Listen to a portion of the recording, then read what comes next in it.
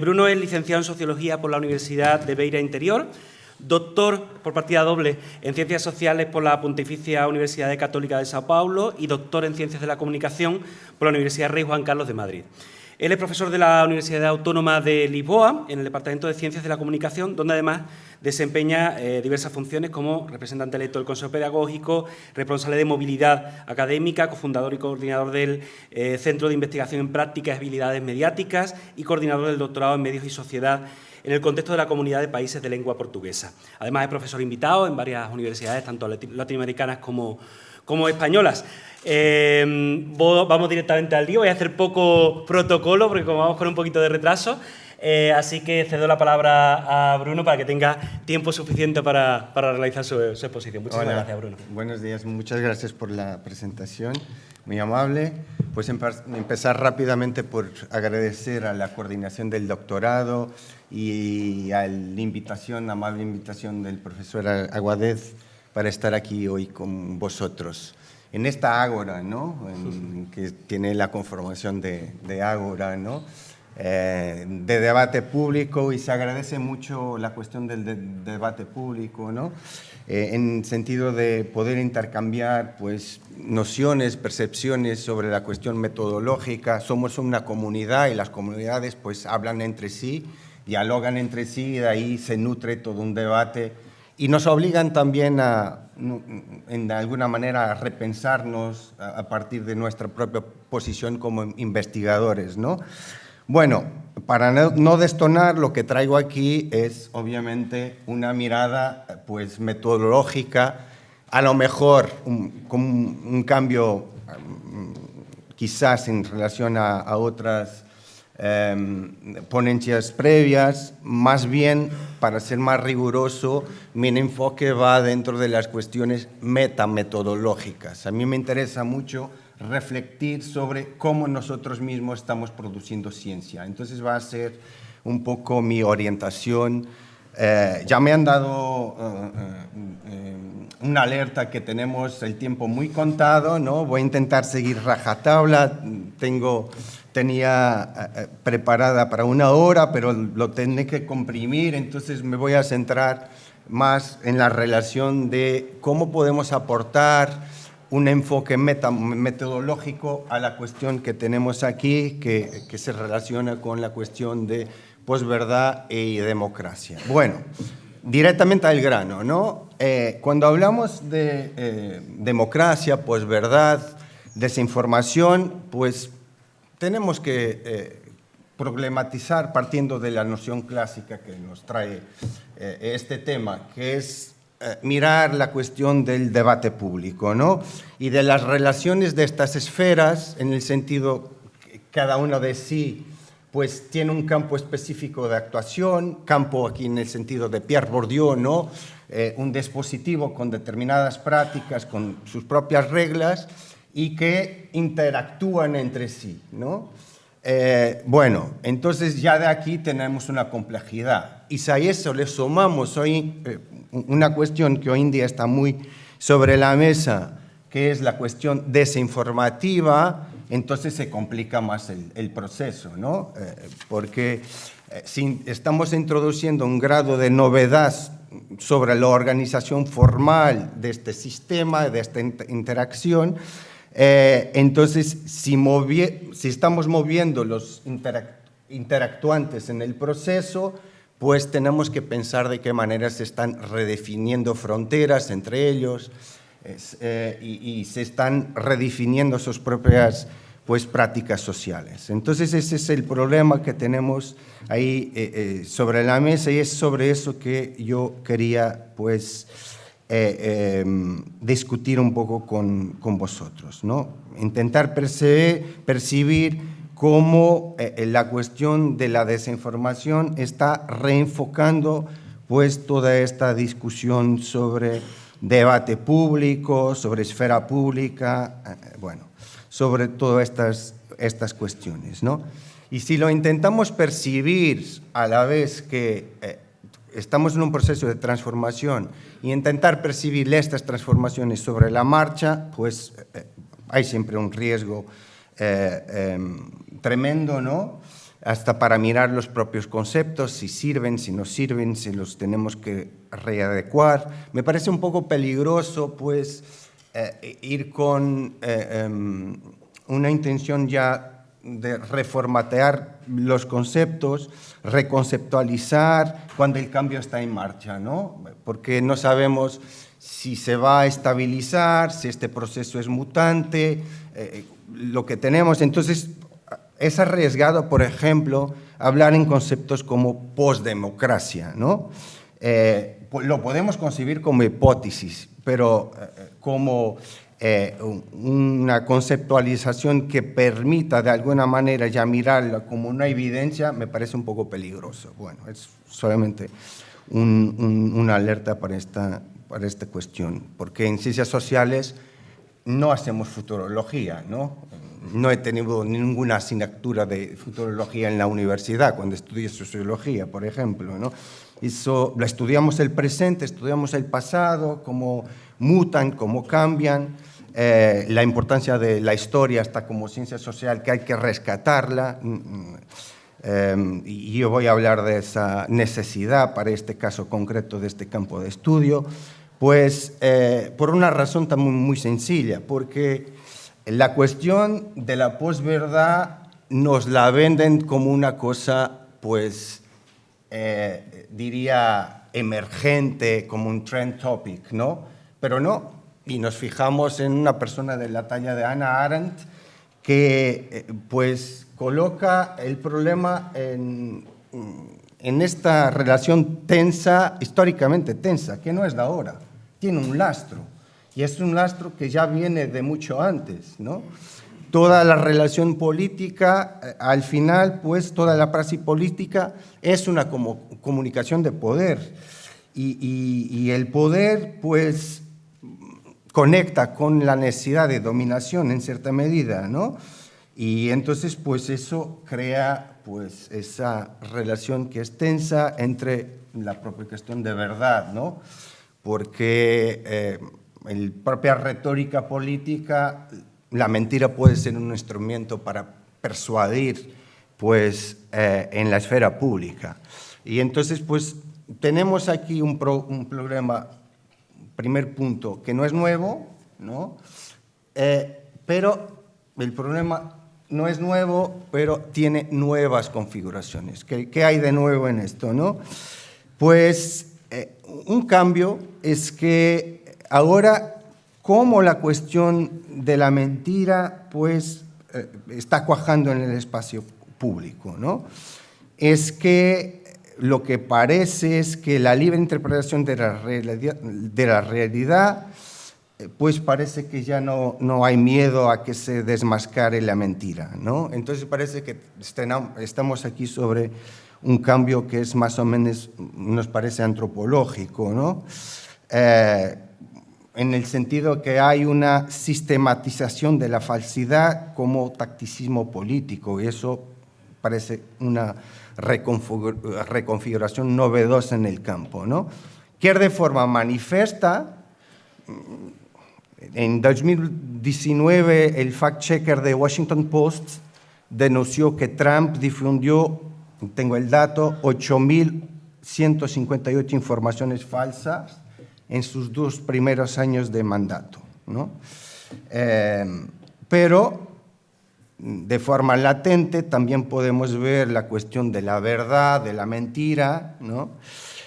En otros interlocutores que no son propiamente, pues, de naturaleza populista. Por ejemplo, ¿cómo podemos enfocar el tema del spinning utilizados por los partidos y por los agentes tradicionales de la política cuando utilizan el spinning como forma de lanzar rumores para intentar, pues, conseguir y percibir reacciones de las personas, del debate público, a veces para saber si pueden o no tomar medidas?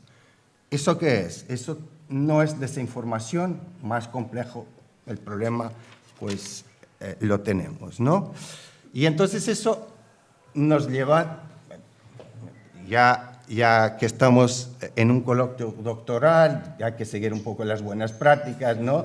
Entonces hay por empezar por formular la pregunta, el problema, ¿no? Dónde nos colocamos, dónde salimos, ¿no? ¿Qué es esto un poco hoy en día, ¿no? Y sobre el cual me parece que es donde debe ir un poco la reflexión, en mi modesta opinión, ¿no? Esta normalización un poco de la mentira en el debate público, pues ¿cómo lo están enfocando los investigadores de comunicación? ¿Cuál es su perspectiva acerca de esta cuestión que me parece la cuestión de mayor calado sobre este tema? Entonces, pues uno cuando...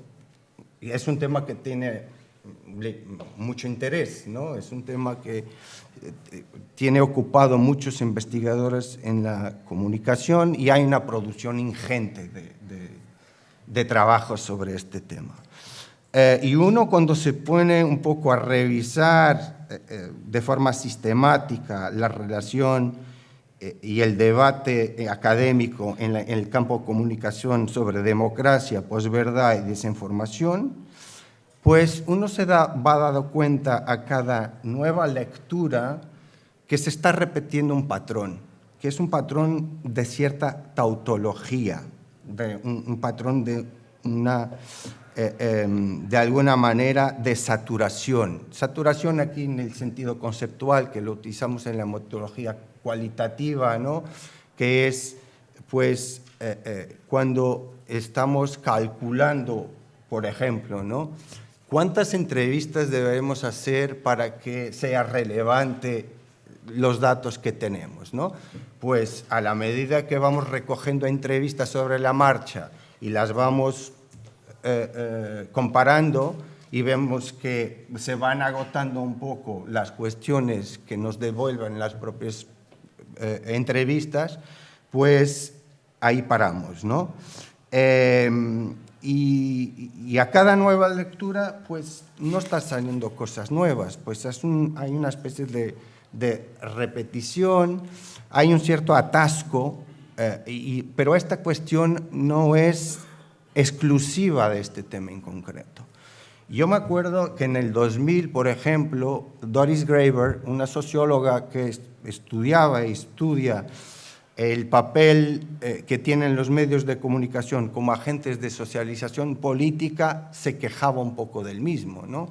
Que ese campo, que esa temática, pues había llegado a una especie de atasco, no se producían pues preguntas nuevas, cuestiones nuevas, y hay muchos académicos que en su campo de estudio pues se quejan del mismo, ¿no? Entonces, pues tenemos aquí un problema de algún atasco, ¿no?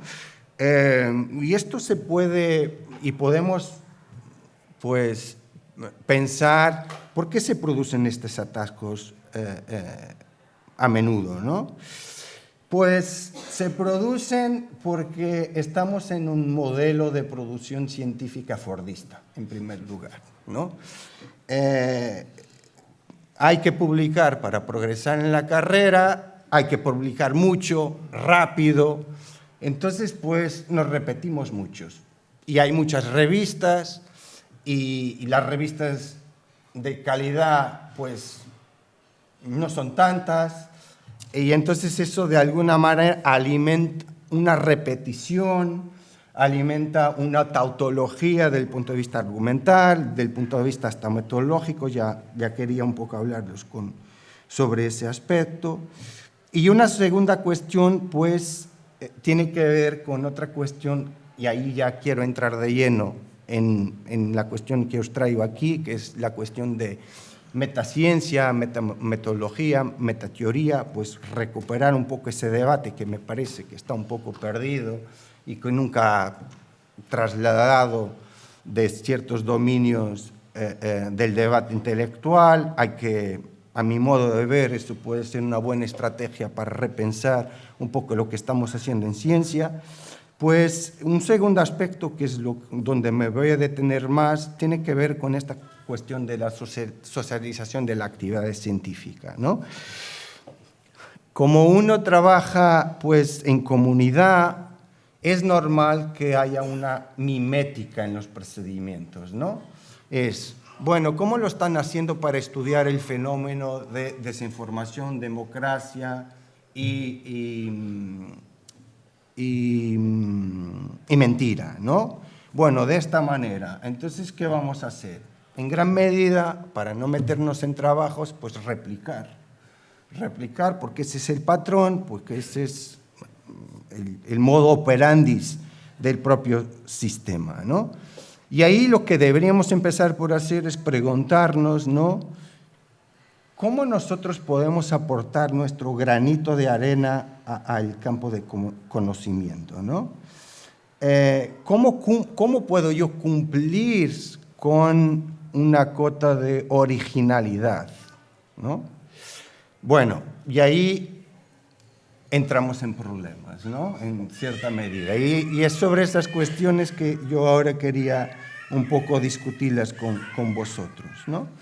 Tal vez la mejor manera, y no está mucho de moda, ¿no?, es empezar por asumir que los trabajos, que los enfoques tienen limitaciones, ¿no? Yo dudo mucho de los trabajos que no presentan sus dificultades, ¿no? Porque investigar es uno de pararse con obstáculos, ¿no? Y de buena manera, pues, intentar de alguna forma conseguir pasar esos obstáculos, ¿no? Y entonces, pues, los trabajos que no presentan eso, alguna cosa tienen que ocultar, en mi modesta opinión, ¿no? Porque si tuviéramos que, pues, cuadrar una definición de lo que es la ciencia, pues, investigar es tomar decisiones y conseguir justificarlas. Para mí esa es una definición que podría ser una definición de ciencia, ¿no? Y para mí las cuestiones que son más importantes hoy en día en los trabajos y que yo valoro mucho y que pueden dar un contributo muy significativo a la reflexión metodológica son los problemas que los investigadores enfrentaron a la hora de hacer sus labores de investigación, ¿no? Porque ahí nos pueden ayudar hasta a ahorrar muchísimo tiempo, ¿no? Si un dado investigador se depara con un dado problema, pues eso me da pistas para solventarlo, pues mirar el problema de otra forma, pues intentar otras formulaciones, ¿no? Yo diría mismo que más importante que los resultados son los procedimientos, ¿no? La manera como hacemos las cosas, ¿no? Porque eso es el rigor, ¿no? ¿Qué es el rigor? Es, pues, enseñar cómo hacemos las cosas con total transparencia, ¿no?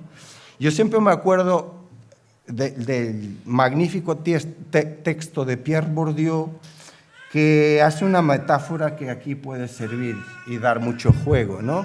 Cuando dice que en la investigación necesitamos de enseñar las cocinas del saber. Pues, ¿cómo estamos nosotros cocinando las cosas que estamos haciendo? ¿Cómo estamos, en el fondo, pues, poniéndolas en práctica, ¿no? Nuestra praxis científica. Pues yo diría que esto nos debería obligar, y aquí entramos en las cuestiones entonces de metametodología que me parecen muy importantes a la hora de intentar, pues, solventar este atasco, que es mirar para estas cuestiones de un punto de vista de autorreflexividad, ¿no? Recuperar un poco esas lógicas metateóricas, metametodológicas, como decía Ritzer en los 90, ¿no? Resumiendo, ¿no? Rehabilitar la epistemología como primer principio de hacer ciencia, ¿no? Ayer, aquí en la primera ponencia, se hablaba de la necesidad de traer la filosofía, la duda, ¿no?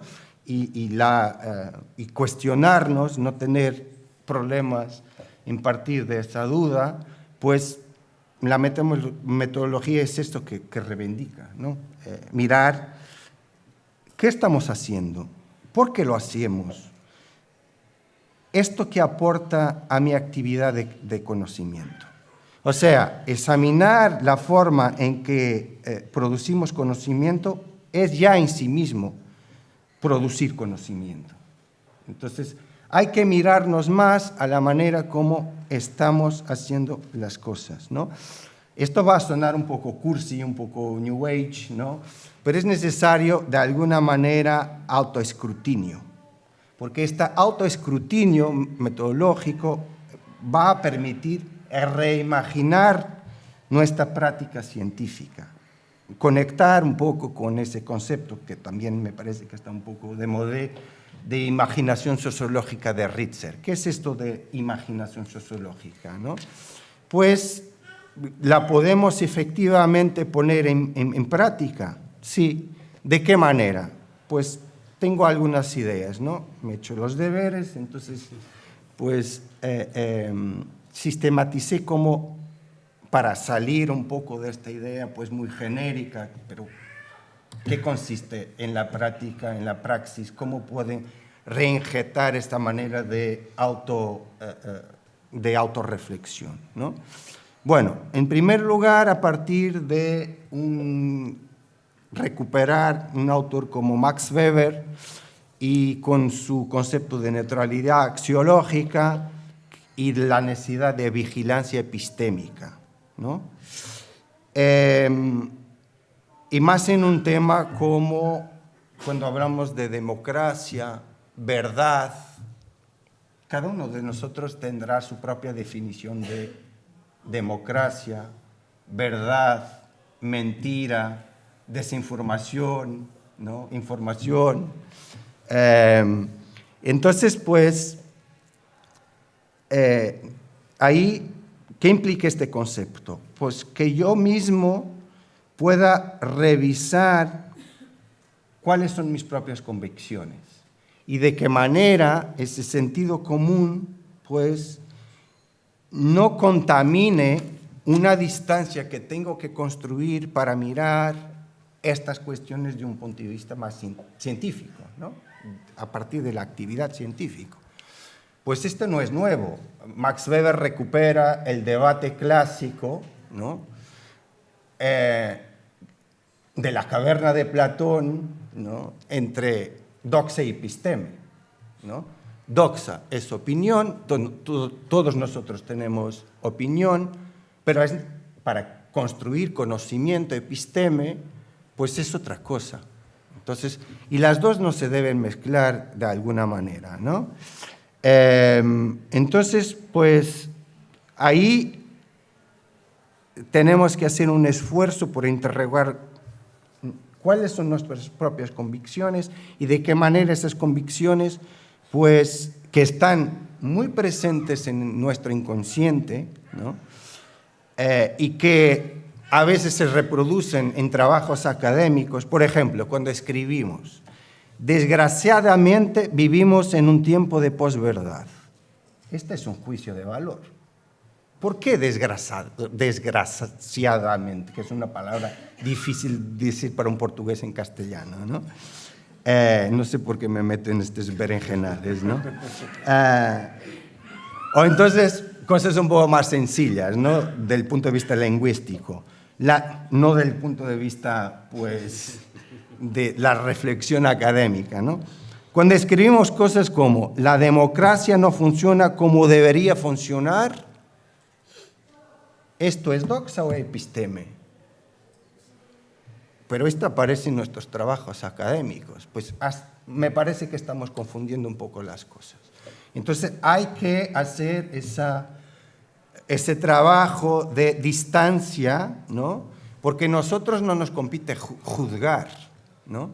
En la ciencia no nos compite juzgar. Dejemos eso para jueces, ¿no? Para otros actores sociales que tienen eso como sus labores, ¿no? A nosotros lo que implica este trabajo es comprender, sin producir sobre ello ningún juicio de valor. Es lo que es. Y la ciencia es eso que debe ser. Si no se transforma en otra cosa, por ejemplo, en pseudociencia, como mezclamos doxa con episteme, ¿no? Entonces, es un primer punto que me parece que podemos hacer, ¿no? Un segundo punto que nos puede ayudar a mejorar un poco nuestra práctica, ¿no? Otra alerta es abrir un diálogo crítico con formulaciones existentes, ¿no? ¿Cómo podemos, desde la comunicación, pues, no incorporar en nuestra discusión, en nuestro debate, un debate como este, que tiene conceptos de la talla de democracia y verdad? A 2000 años que andamos discutiendo esto, ¿no? Entonces, sin atravesar las decisivas aportaciones de campos como filosofía, sociología, ciencia política, historia, ¿no? Es que si insistimos en mirar un problema de la misma manera, no podemos esperar que la realidad nos devuelva nuevos hallazgos.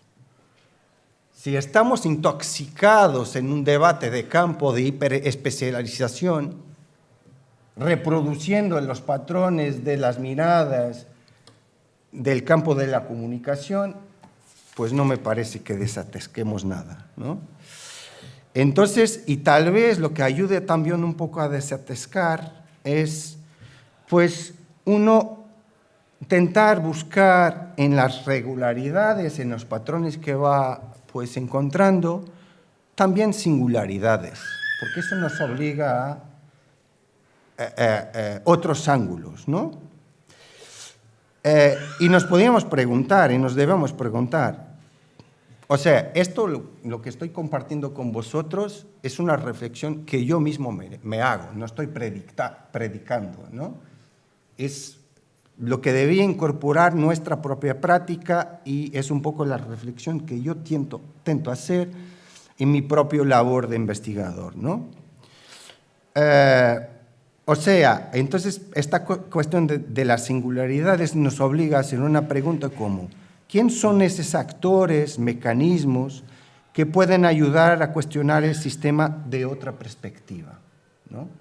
Entonces, a mí se me ocurrió cuando estaba preparando esto, por ejemplo, que ¿por qué no mirar para los desconectados digitales, en alguna medida también, como grupo de control, para que pensemos otras formas de relación con la información y con la política? ¿No? Para saber la gente que está fuera del sistema está o no de alguna manera más expuesto a la mentira que los otros. No sabemos, no los estudiamos, tampoco podemos producir grande reflexión sobre este vacío, ¿no? O entonces mirar proyectos de periodismo alternativo y mirar qué propuestas hacen distintas para el debate público y qué debate es este, comparativamente con el debate mainstream. O entonces mirar para los movimientos sociales, para estos actores que proponen otras formas de organización política, de lucha democrática, y ¿qué introduce ese de nuevo en el sistema? Pues intentar encontrar, no repetir los mismos patrones, no mirar siempre para los mismos actores sociales y ver por qué se están cuajando otras formas de participación cívica, social, otros modelos de información, coliden o no con esta cuestión de la desinformación, por ejemplo, ¿no? Me parece que eso puede ayudar, pero eso nos obliga mucho, ¿no? Nos obliga a salir de las métricas, comprar luchas, ser rechazado a lo mejor en las revistas que tienen trend topics para publicar. ¿A poco lo vimos? Hay que buscar lo que está de moda para publicar. Esto me parece de una perversidad tremenda, porque deja de lado todas las márgenes. todos los actores que... Entonces, y sobre este debate no es importante ver qué cuaja en las márgenes del sistema, en las fronteras. Bueno, es un desahogo más que nada, ¿no? Y vamos, y la cuestión de las redes sociales, que los profesores de comunicación tienen que tener redes sociales, a mí también me deja un poco perturbado, ¿no? Porque yo no tengo redes. Bueno, pero eso sería abrir aquí otro debate y comprar guerras que no me interesan, y más cuando está en un país extranjero, ¿no? Ya tuvimos nuestra cuota de luchas en el pasado, entonces no merece la pena, ¿no? Seguir la hoja de ruta, ¿no? Porque el tiempo se agota, ¿no, David? Entonces, un tercer punto que me parece que puede barajar nuevas perspectivas de mirarnos el problema y salir del atasco, ¿no? Sería volver a los clásicos. Siempre que hay atascos, ¿qué tenemos que hacer? Volver a los clásicos, ¿no? Calvino lo define muy bien y de una manera muy poética, ¿no? ¿Por qué nunca se agota un clásico? Porque lo vuelvo a leer y encuentro cosas nuevas. Me obliga a hacer otras preguntas. Es un tipo que está siempre en su propio tiempo, que es el tiempo en lo que le estamos leyendo, ¿no? Nunca se agota. Nos permite nuevas preguntas y salir un poco del bucle, ¿no? Del bucle. Y para mí me parece muy peligroso también, pues, llegar a los clásicos o quedarnos con los clásicos por entrepuestas personas. No, hay que leerlos. Uno se puede fiar de las interpretaciones de segunda mano que nos dan de los clásicos. Yo no me fío, porque ya vi de todo. Entonces, volver a los clásicos es leerlos bien y pensar con ellos, ¿no? Entonces, pues, eso nos da juego, ¿no? Y nos ayuda, pues, a poder perspectivar aquí nuevas dimensiones, nuevos indicadores y repensar hasta los conceptos de un punto de vista retrospectivo y crítico, que es como me gusta hacerlo. Publicamos, un poco en esta lógica, publiqué con una compañera que está ahí, mi querida Paula Lopes, un artículo en 2022 sobre esta cuestión de democracia, desinformación, en la revista RIPS, donde pues barajamos de un punto de vista retrospectivo, crítico, metateórico, pues la discusión de los conceptos de democracia, de verdad. Entonces, si tenéis interés, pues ahí está, para que podáis un poco ver en la práctica cómo estamos enfocando e intentando recuperar este debate de metadiscusión, si queréis, ¿no? Y también esta perspectiva, 5 minutos, bueno, esto se pone grave. Voy a intentar pues acelerar un poco, por lo menos para llegar a esta parte de la metadiscusión, ¿no? Pues esto nos permite también otra cosa que se ve mucho a menudo, que es, vemos poca discusión teórica en los marcos teóricos, ¿no? Y mucho amontonamiento teórico. Citar. Pero citar sin poner en perspectiva autores, ¿qué va a dar de sí esa lógica? Pues muy poco, ¿no? Porque después de ahí no cuajan dimensiones, indicadores que serán pertinentes hasta para aplicarlos en la recoja de datos, ¿no? Cuarto punto para salir del atasco, ¿no? Esto me parece también importante. Necesitamos de mayor sofisticación metodológica. Ya se repitió aquí esto mucho. Es necesario arriesgar otros métodos, otras prácticas de investigación, porque si repetimos lo mismo, vamos a tener como resultado también lo mismo. Vale, es necesario equipos multidisciplinarios, pero para producir interdisciplinaridad, porque multidisciplinaridad que no cuajen inter. Inter significa dialogar. No es, o sea, un trabajo no es porque comporte personas de distintas áreas sociales que en buena medida se va a nutrir de eso. Y es necesario cruzar esas perspectivas, ¿no? Entonces, más que interdisciplinaridad, ¿no? Y más en un tema como este, que de gran calado, que se desdobra en diferentes frentes, diferentes perspectivas, tiene una trayectoria histórica, ¿no? Entonces, para un tema de esta naturaleza hay que recuperar las lógicas hasta de la historia, de la perspectiva histórica, ¿no? Es el problema que reclama un dado aparato metodológico y no es el investigador el que impone su metodología preferida. O sea, si estamos diciendo que la cuestión de la verdad, de la mentira, con la relación democrática, tiene un lastro, tiene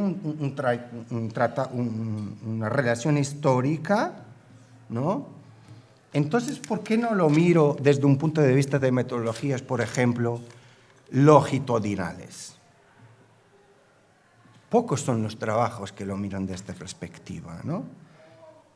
Porque si estamos diciendo que hay un lastro, eso ha tenido pues mutaciones en el proceso.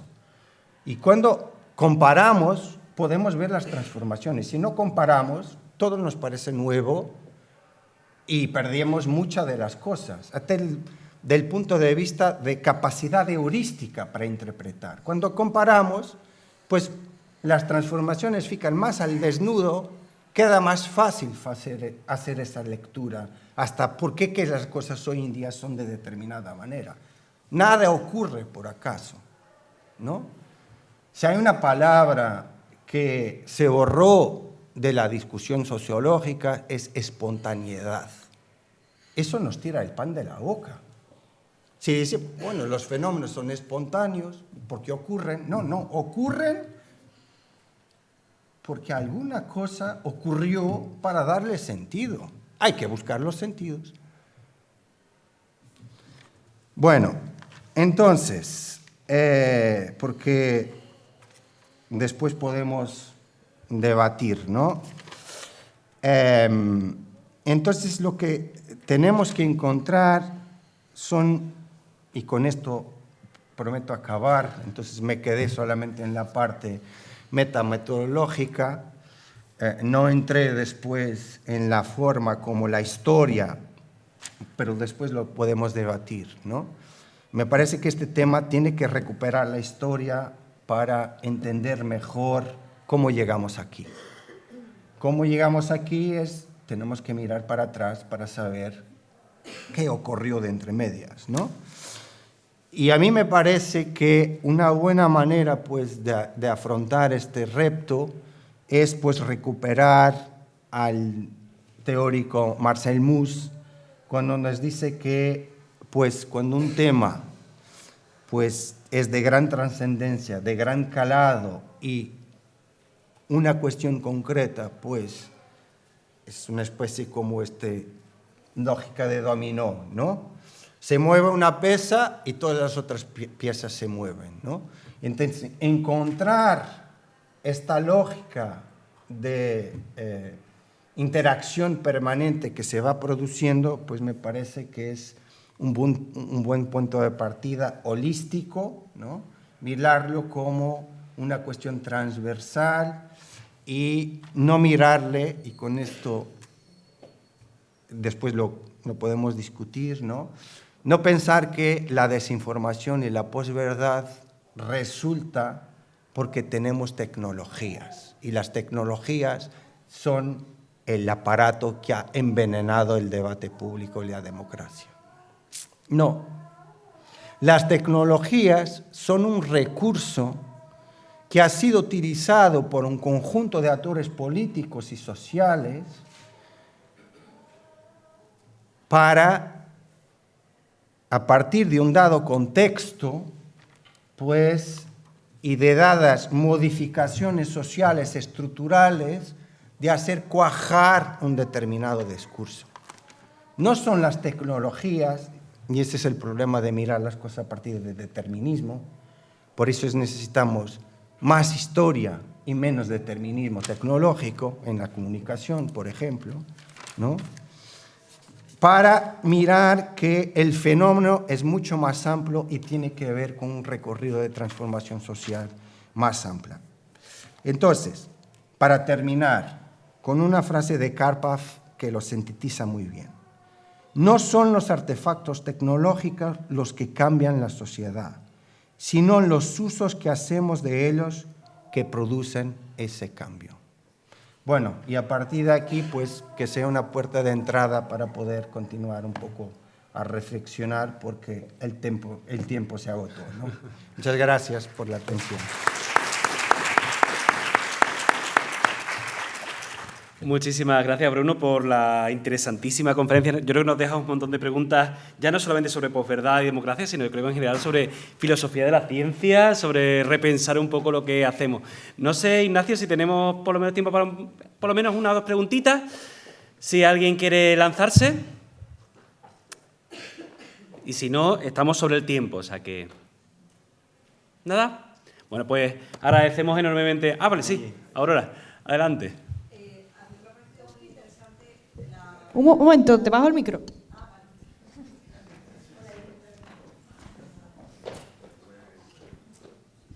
La parte en la que tú has dicho que no hay que mezclar como lo que se piensa, ¿no? Es la frase esa que has utilizado de desgraciadamente, pero ¿hasta qué punto, yo te comparto esta pregunta, la comparto con el resto de compañeros, hasta qué punto el posicionamiento intelectual sí es, para mí, determinante, es importante? Es decir, si tú haces la teoría crítica, te estás posicionando intelectualmente. ¿Estás opinando? Te estás posicionando intelectualmente. Entonces, ¿cuál es esa, Bruno, cuál es esa línea delgada entre el posicionamiento intelectual, que te sitúa claramente, y lo que tú estabas intentando decir de esa opinión, ¿no? O de esa valoración de la ciencia? Bueno, ese es el debate clásico, ¿no?, entre weberianos y marxistas, ¿no? O sea, que es cómo no posicionarse, ¿no? Bueno, Weber dice que ya mirar por un problema es posicionarse, porque si le estás poniendo el enfoque, si estás intentando, pues, sobre ese problema clarificar, ¿no?, qué implica la naturaleza del problema, eso ya es posicionarte, ¿no? Bueno, los marxistas necesitan ir un poco más allá, ¿no?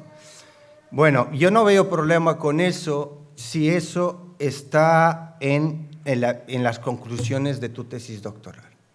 En el sentido de, mira, el problema es este, pero mi episteme, mi visión del mundo, me obliga a decir que mi concepción de democracia es una desgracia mirando el aparato, la descripción que hemos hecho, ¿no? Pero hay que tener el cuidado por una razón muy simple, ¿no? Que es, una cosa es reflexionar críticamente sobre las transformaciones y qué implicaciones tienen, ¿no? Otra cosa es nutrir un debate de doxa, de opinión, y disfrazarlo de alguna manera como ciencia, ¿no? Entonces, la cuestión de la transparencia me parece muy clara. Entonces hay que decir, mira, mi punto de vista, mi episteme es esta. Entonces, mis gafas para mirar el mundo son estas, ¿no? Pero mirar el mundo a partir de una lógica factible, que yo después puedo dar un sentido a otro, sin problema ninguno, ¿no?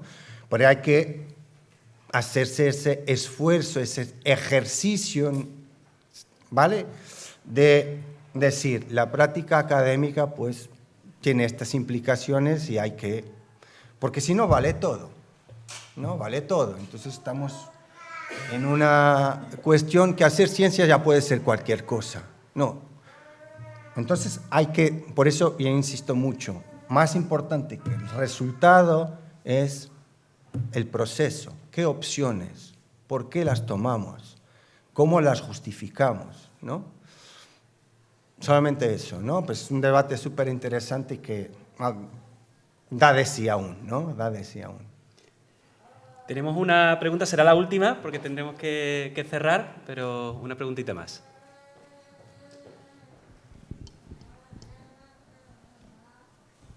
Muchas gracias. Espero no tomarme la palabra porque he preguntado ayer y hoy será la última. Yo creo que usted ha hecho cosas muy importantes, profesor. Yo creo que el silencio del auditorio es porque hay varios temas por preguntarnos. Y uno de los que se me sugieren es el siguiente.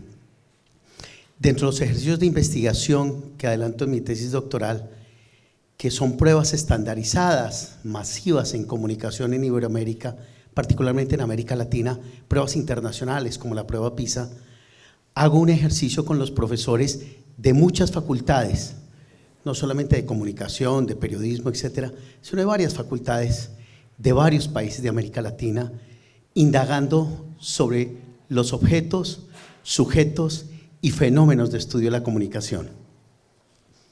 Igual pasa en ingeniería, en medicina, inclusive en sociología o en trabajo social.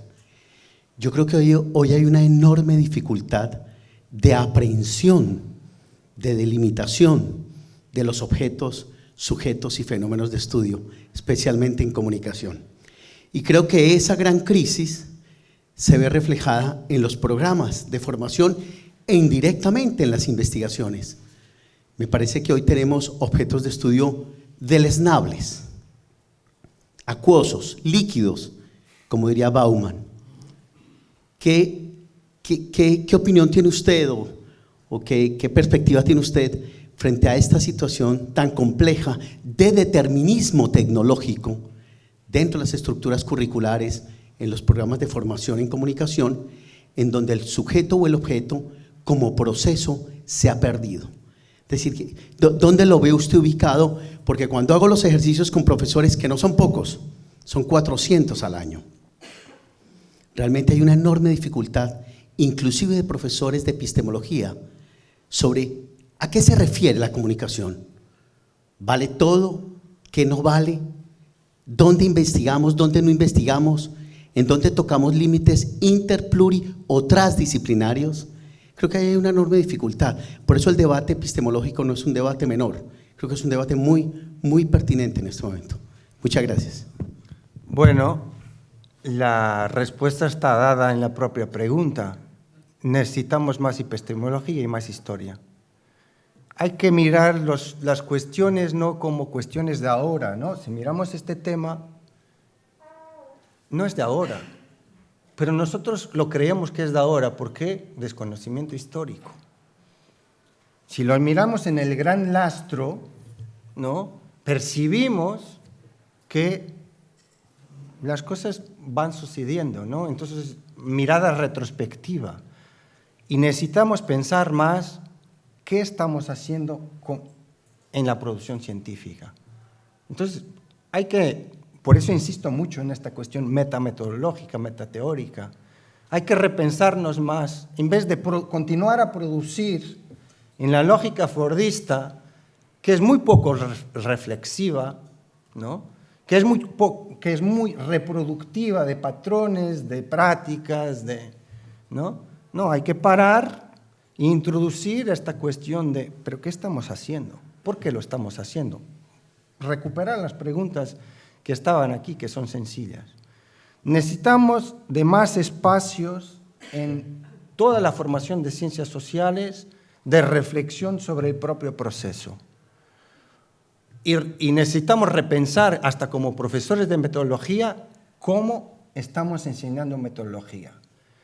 Porque si estamos enseñando metodología a partir de lógicas normativas, que es ahora la pregunta de partida, después planteen los objetivos, después pone el marco teórico, después la metodología, eso no ayuda al proceso.